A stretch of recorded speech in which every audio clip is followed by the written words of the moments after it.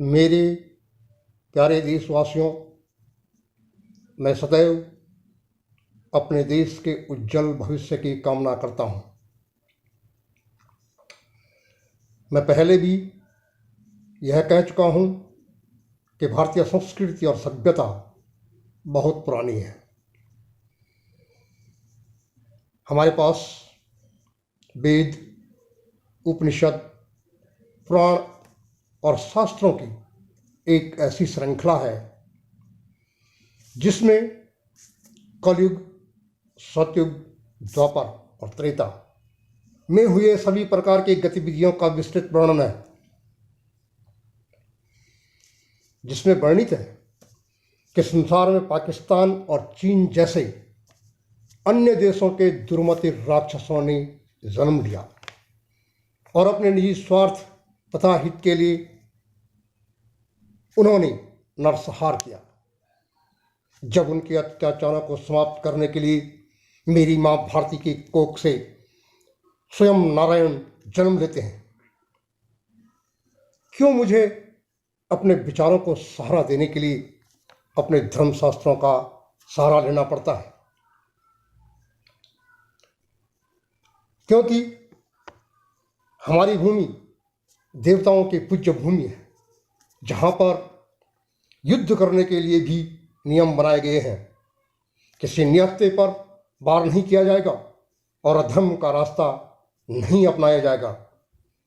यही संधि हमारे और अधर्मी चीन के बीच भी हुई थी, किंतु धोखेबाज चीन ने हमारे पीछे से वार किया और हमारे नियत सैनिकों पर कंटीलीदार तारों और कीलों से बनाए गए डंडों तथा पत्थरों से हमला किया, जो कि एक रणनीतिक हमला है। इससे जाहिर होता है कि दुश्मन युद्ध की इच्छा रखता है, किंतु दुनिया के समक्ष ये जताना चाहता है कि हमने पहले हमला किया, गलती भारत की है और उसने हमारी जमीन पर कब्जा किया हुआ है, यानी कि चोरी भी और सीनाजोरी भी। वो दोनों हाथों में बटेर चाहता है, बटेर, किंतु उसे उसके दोनों हाथ तोड़कर वापस भेजना पड़ेगा। वह समय और वह घड़ी अब निकट आ चुकी है। याद रखना, मैं अपने इन वाक्यों को लिखित रूप में अपने पास में रखता हूँ और सोशल मीडिया में भी बयां करता हूँ। मैं कहता हूँ कि यदि आज की सरकार इस निर्णायक युद्ध को नहीं लड़ती है तो मेरी भविष्य पीढ़ी इस संसार को या इस सरकार को सबसे कायर सरकार के नाम से संबोधित करेगी या चीन को घुटनों पर लाना पड़ेगा। मैं कसम खाता हूँ इस धरती माँ और अपने जन्म देने वाली माँ की, इस भारत भूमि की इज्जत के लिए मैं अपने पूरे परिवार का बलिदान करने के लिए तैयार हूँ। मैंने भारत माँ की इज्जत के लिए क्यों कहा? क्योंकि घमंडी चीन हमारी जमीन पर कब्जा कर रहा है, हमारी सेना और सरकार के साथ विश्वासघात कर रहा है, जिससे हमारी साख और हमारी इज्जत हमारी पड़ोसी देशों के सम्मुख गिरती जा रही है और एक विश्वासघाती देश चीन की तरफ उनका लगाव होते जा रहा है, जिससे सबसे बड़ा उदाहरण नेपाल है। एक हिंदू राष्ट्र होने के बावजूद भी दुर्मति चीन के साथ उसका झुकाव बढ़ता जा रहा है। क्या हम इतने कमज़ोर हैं कि हम चीन को बर्बाद नहीं कर सकते? यह शब्द मैं सरकार को उकसाने के लिए बोल रहा हूं, ताकि वह चीन की बर्बादी का खाका तैयार कर सके। कुर्सी और परिवार का लोभ त्याग दो। आप सभी लोग हथियार पकड़ो और एक एक बंदूक और राहुल गांधी जी और वाड्रा जी को भी दो। संपत्ति और कुर्सी चाहिए तो देश को बर्बाद करने से बचाना पड़ेगा। इसमें मुझे आप सबकी सहयोग की जरूरत है। स्वयं प्रधानमंत्री जी देशवासियों और सेना को संबोधित करें कि चीन के ऊपर इस प्रकार सवार हो जाओ कि उसका सारा मनोबल गिर जाए, और यदि वह हमारे मौजूदा संसाधनों का इस्तेमाल करने के बाद भी कमजोर ना पड़े तो भयभीत न हो और ना ही चिंता करो। अब अपने परमाणु रूपी ब्रह्मास्त्र का सटीक प्रयोग करो।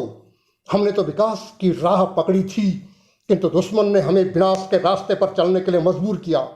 ऐसा करने के लिए हमें किसी प्रकार के नरसंहार की कल्पना नहीं करनी चाहिए, चाहे सारी दुनिया बर्बाद हो जाए, क्योंकि हम जानते हैं कि संसार की हर वस्तु नाशवान है और मृत्यु निश्चित है। क्षणभंगुर से लोभ और भोग विलास है, ये तो क्षणभंगुर का लोभ और भोग विलास है, जिसे न हम भोग पाएंगे और न हमारा दुश्मन। किंतु हम एक इंच भी जमीन दुश्मन के कब्जे में नहीं होने देंगे। हमारी जान चली जाए पर सन न जाने पाए। ऐसा ब्रह्मास्त्र तैयार किया जाए जो कि चीन के मध्य में डाला जाए और पूरा चीन और सर्वांगीण रूप से नष्ट कर दिया जाए। उसे अच्छी तरह पता है कि भारत एक परमाणु संपन्न राष्ट्र है, फिर भी इतनी हिमायत कैसे कर सकता है। हम अगर पाकिस्तान से लड़ते हैं तो पीओके के लिए लड़ते हैं। कहीं ऐसा ना हो कि हमें कुछ समय के बाद सीओके के लिए भी लड़ना पड़े। यह खेल एक ही बार खत्म किया जाए।